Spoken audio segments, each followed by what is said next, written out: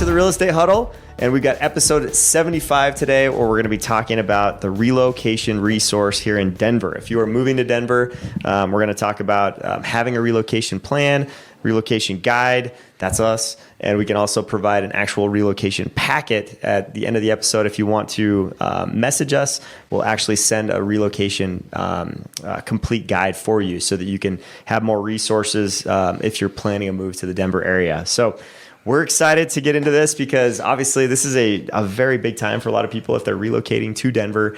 There's a lot of complication with it. We just had our last episode was a special guest, right, that was relocating from California to the Denver market. And so it was really cool to hear about his experience. So make sure to check that episode out as well. But let's talk about this, and we'll just kind of open it up to, why do you think a lot of people are considering a move to Denver? What do you think, guys? Well, in my case, took a new job to come out here, meaning you get a little help on the relocation side. But had I had a podcast like this back then, I might have done some things differently. Yeah, he learned from your mistakes. It happens. So. I don't know if I made mistakes, but I don't remember them being very easy. The process was not terribly easy. Well, let's break that down, because you said that the relocation company was involved in the move. What exactly did they do? Because some corporations will do this for their employees. Unpack it little by little. You really remember at the time is that they're paying for the move. So the pack up, the move, and the unpack. Yep. There's a car involved. Yep. But if I think back at the process, they did introduce me to a couple of real estate agents, neither one of which I used.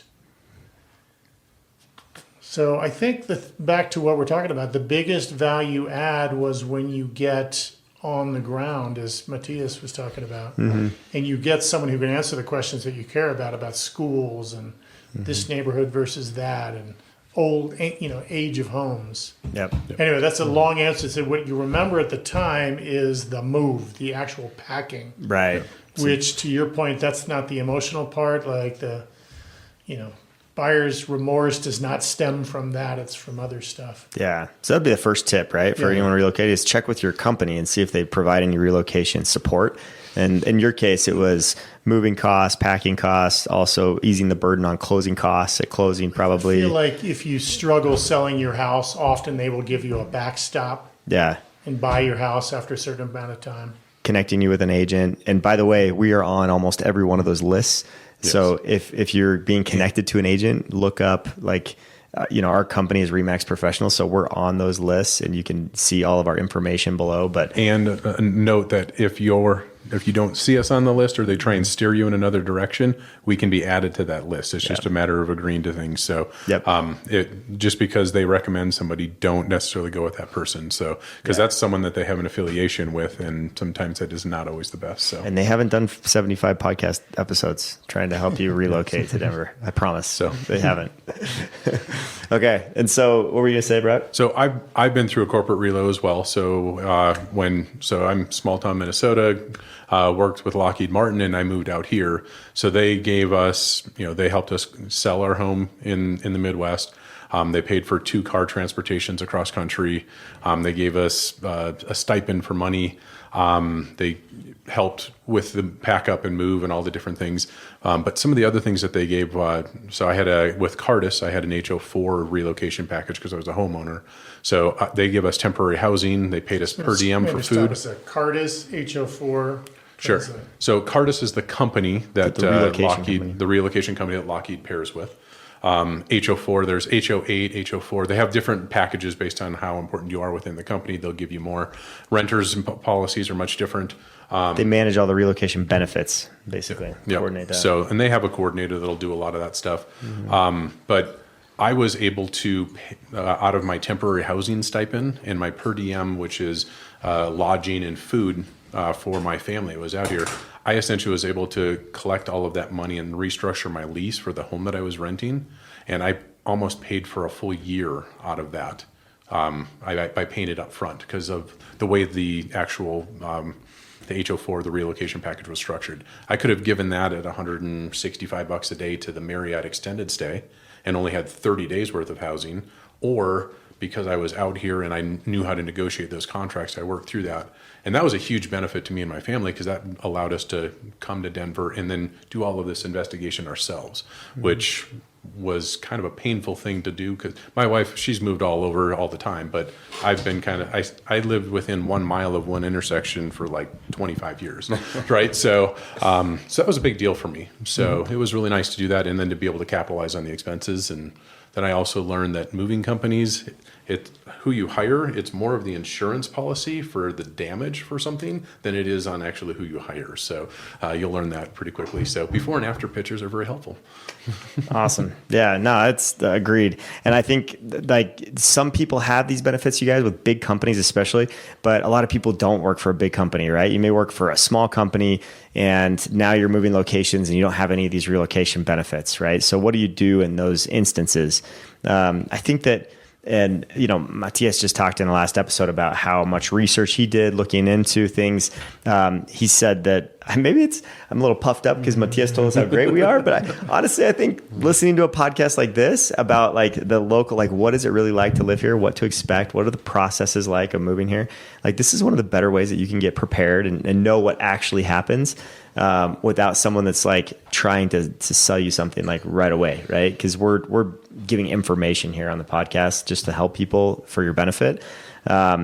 But, you know, I think that that's one way that you can do it. I think looking at websites like greatschools.org is huge.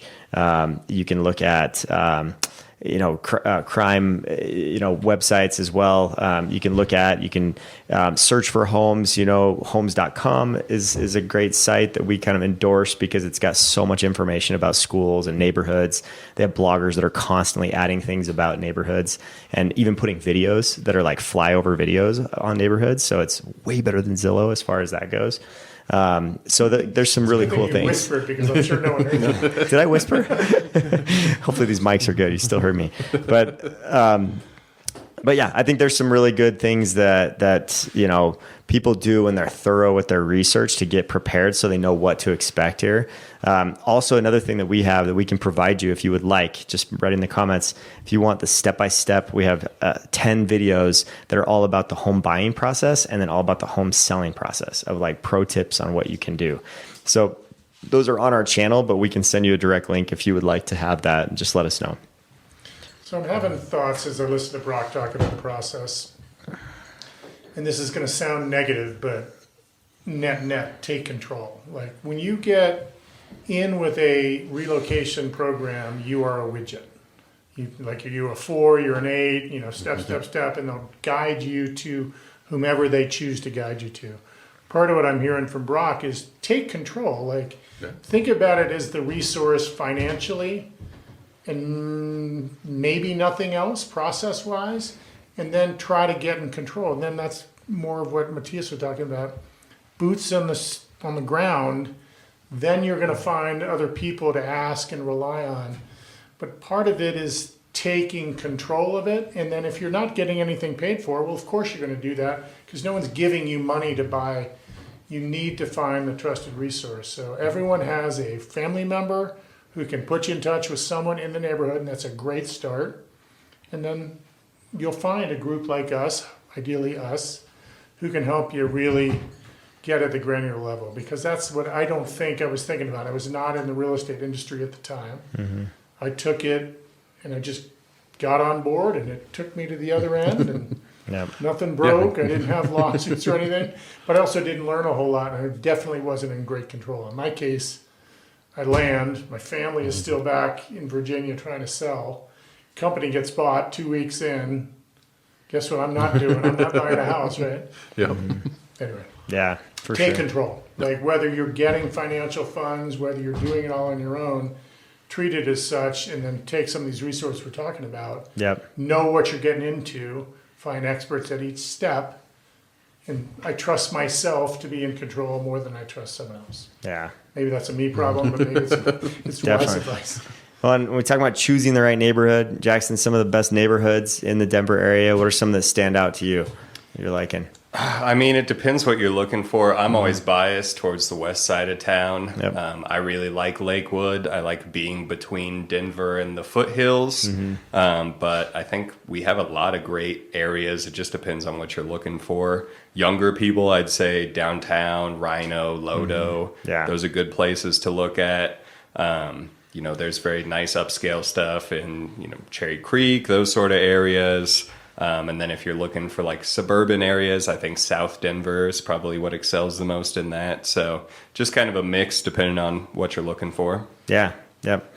And I mean, those Wash Park, we've got some really cool Congress Park, City Park, Wash Park, Cap Hill, like all those places just to the south of Denver, right? That have these awesome city parks and, artsy, hip, close to breweries. Like there's a lot of cool things in those areas for the younger crowd. And then DTC, like the Denver Tech Center, I think is a great area. If you're working, you want a short commute, there's so many jobs in the Denver Tech Center and it's just loaded with opportunities there. Well, yeah, my son, not different age, there's a great rental community in DTC area. Yep.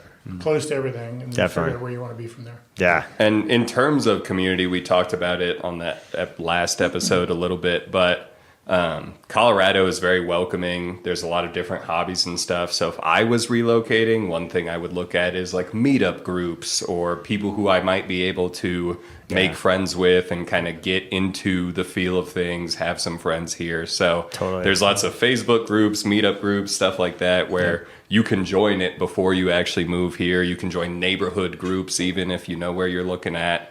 And you can kind of get a head start on the social aspect of things too. Because it takes a village. Right. You got to answer the 3 questions correctly on the Facebook forums first, though. Yes. If you don't, you screw that up, you're not going to get in. Are you a robot? No.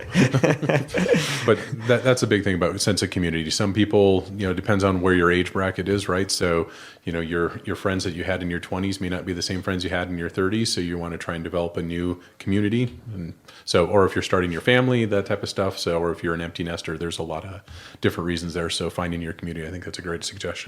Yeah. And we've got like the urban setting and then we've got the suburban setting, right? And you mentioned like South Denver, like Parker, Highlands Ranch, Littleton, Centennial, like there's some awesome suburbs. And I guess the pros and cons of each, like as far as just your relocation guide, right, would be if you don't love noise, traffic, you want to be a little more isolated and like in a quiet spot, but you can still access downtown if you need it in 20 minutes. You can get to downtown from Highlands Ranch or Littleton or Centennial. So like there's some really close suburbs that are just like great places to live if you like a little more quiet, spread out environment with neighbors not attached to you. It's a good setting. So I think that's the biggest like pro for me for living in the suburbs. And in some cases you can get closer to the mountains too. So you get a little more mountain view, Lakewood, Littleton especially. So those are some things to think about if you're considering a move to Denver as far as neighborhoods go. When I was moving here, I was kind of a road warrior. I was traveling a lot. So proximity to the airport, but also the mountains was a big factor for us. Like we might have ended up in, Ken Carroll Valley had it not been an extra 10 or 15 minutes to get to the airport back then. Yeah. I think, as I said, we stopped our search because we ended up renting. But I stayed in touch with the agent, who was a really pretty good agent. And she listened and learned, and we talked about what the kids did, and my wife and I, tennis and this and that. And she said, you say all these things, but you won't go look at Highlands Ranch. And I had been maybe negatively affected by friends who didn't know anything about Highlands Ranch. Yeah. And that's where we ended up renting, and we've been here ever since. Yeah. This is so funny. The outside looking in for Highlands Ranch, right? Like when I was a kid, I was a teenager, we would go to all their like dances, like their church dances, because we thought the good looking girls were in Highlands Ranch, but we thought they were all stuck up. Like it was this like coming from Littleton, right? Coming from a guy from like Connecticut. But you learn quickly, like people are great, like Highlands Ranch. There's good people everywhere, right? And there's also some jerks. But even, did we ever do an episode on like HOAs and metro districts? Was that just something we did in mix. But anyway, Highlands Ranch is the largest and arguably most well-run HOA in the country. Biggest HOA in the country. Yeah. Yep. And it's a fine place to live, great Very place well to run. raise your kids. Yep. The amount of open space and access. I love our little proximity to 85 to get right up downtown, to get to the mountains. Like, I think Yeah, we're in no, a it's great great. location. Yeah, the HOA is very well run. Like their dues are very consistent and they've been steady. They have a plan for keeping everything refreshed and upgraded. So I've been very impressed for the value that you get. Yeah. And in an area that usually Spencer would mention, I'd say Parker, as well as close to the airport, you have Green Valley Ranch, a lot of Southlands, those neighborhoods.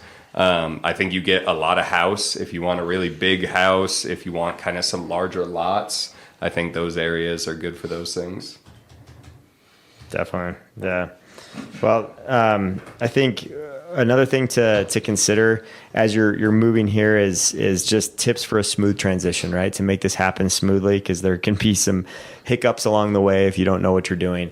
But I think one of the best things to do is hire a moving company that you are referred to, not someone that you find online. I've seen some horror stories with people finding movers online, and then it's just a bait and switch where they tell you a price and then they show up and they're like, "Whoa, we didn't know you had this many things. Oh, well, the price is actually going to be here," and you're stuck because half your stuff is on their truck already. You telling me you're actually moving stuff? Yeah, it's a nightmare. And we've had other experiences where people's stuff doesn't get there for like weeks when it should have been there in 2 days, and so like the moving company that you hire can make a huge difference. So talk to a local expert of someone that they really recommend that has a great name in the neighborhood so that you can get a good mover to move you across states. That's key. And we've got a great one in-house here, or not in-house, but like in Colorado that we recommend. Yeah, and the other thing with movers, the one thing I was not aware of is the packing and the shipping on one end is different than the transportation long haul, and then the receiving, unpacking, is different too. So there's multiple different companies and contracts in between that. So There's something to be said for a moving company with a contract with a Cardis or someone like that. because they do Think all of about it. the levels they have to cross in the first place, and then they really don't want to mess that up. Yeah. Leverage that you don't have, your support company, Cardis, will have over them. Yeah. Yeah, and I've used Pietras movers, like they're amazing. Pietras Elevated Services, their company name. They're fantastic. Always, like I get raving people, and I actually experienced it too. I used them on my move just over a year ago, and they helped a ton. So it was smooth, everything went well, and it's just a night and day experience if you have the right mover. And then, connecting with local schools, it's pretty easy to call and find out if schools are accepting open enrollment. If you're curious about that, you can watch our podcast episode, the segment that we did on YouTube about all the schools, where I toured a bunch of different schools, talked about those. That's a good resource for you. And then, as far as making new friends, in the community, Jackson mentioned like meetups, GroupMe. There's a lot of different things you can do to connect with people here in Colorado. And people like to be outside. They like to be social here for the most part. There's introverts everywhere, but a lot of people come to Colorado and say, "Wow, nice people here. This is great." And especially coming from Chicago, Boston, and New York, they all say everybody's so nice here. Philly, probably the same, I'm guessing. But we do have a pretty nice culture here. We're not as friendly as the Midwest, I don't think, but we're like... I think we are more welcoming than the Midwest. You think so? In the Midwest, people are like kind of fake nice to you, but they're not actually passive kind. aggressive. Yeah. There's a great commercial on TV. Have you seen this? The girl who's passive progressive. No. It's like a progressive insurance ad. No. Look it up. It's really freaking Okay. funny. Is it Flo? No, it's I think same company.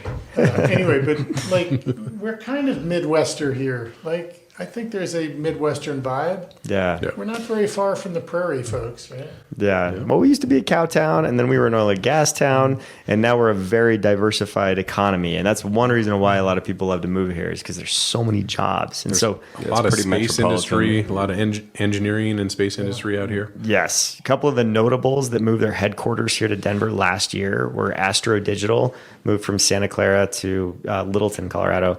Safran is another company that moved to Colorado from California, from Irvine.